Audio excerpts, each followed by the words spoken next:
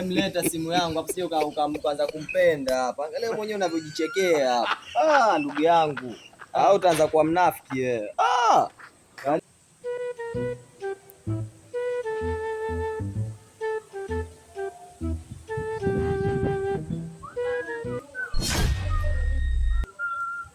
Oa.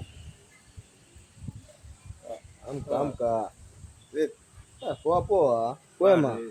Kwema, waja watu mwenyewe niko kwenye ndoto zangu. Ndugu yangu walala mpaka saa hizi. Kwema. Unamjaji?